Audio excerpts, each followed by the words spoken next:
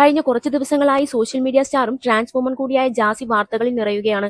മിക്ക ഷോസിലും ഭാഗമായ ജാസി ഇപ്പോൾ ക്യാമറയ്ക്ക് മുൻപിലെത്തുമ്പോൾ ഗർഭിണിയാണ് താനെന്ന രീതിയിലാണ് നിൽക്കുക.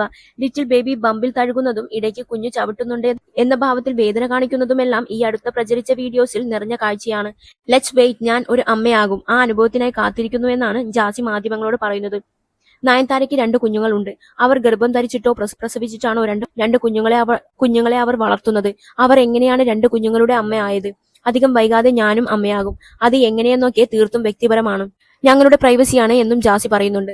5ാം മാസമായി, ഇനി വളക്കാപ്പൊക്കെ ഉണ്ടാകും എന്നും ജാസി പറയുമ്പോൾ ഒരു സ്ത്രീ എത്രത്തോളം ബുദ്ധിമുട്ടിയാണ് ഗർഭാവസ്ഥയെ അതിജീവിക്കുന്നതെന്നും ആ ഒരു ഘട്ടത്തിലൂടെ കടന്നു പോകുമ്പോൾ ഒരുപാട് ഫിസിക്കൽ മെന്റൽ സഫറിങ്സ് ആണ് അവർ അതിജീവിക്കുന്നതെന്നും ജാസിയോടായി സോഷ്യൽ മീഡിയ ചൂണ്ടിക്കാട്ടുന്നു. ഡോക്ടേഴ്സും ഇക്കാര്യത്തിൽ അഭിപ്രായങ്ങൾ പങ്കുവെച്ചുകൊണ്ട് എത്തിയിരുന്നു. സ്ത്രീകൾ ഇതിനെതിരെ കേസ് കൊടുക്കണം. പ്രസവം എന്ന് പറയുന്നത് കുട്ടികളിയല്ല, സറോഗസിയാണ്. 7 മാസമായത് ആ ഗർഭം പേറുന്ന സ്ത്രീക്കാണ്. വൈകാതെ കുഞ്ഞു ജാസിയുടെ ലൈഫിലേക്ക് എത്തും, നല്ല കാര്യം തന്നെ. പക്ഷേ അങ്ങനെ ഒരു കുഞ്ഞിനെ ഭൂമിയിലേക്ക് കൊണ്ടുവരുമ്പോൾ അത്രയും ട്രോമയിലൂടെ ആ കുട്ടി പോകേണ്ടി വരില്ലേ? ജാസിയുടെ ആഗ്രഹം മാത്രം നോക്കിയാൽ മതിയോ എന്നുള്ള അഭിപ്രായങ്ങളും സോഷ്യൽ മീഡിയയിൽ നിറയുന്നുണ്ട്. സറോഗസിയിലൂടെയോ അഡോപ്ഷനിലൂടെയോ മാത്രമേ ജാസിക്ക് അമ്മയാകാൻ സാധിക്കൂ.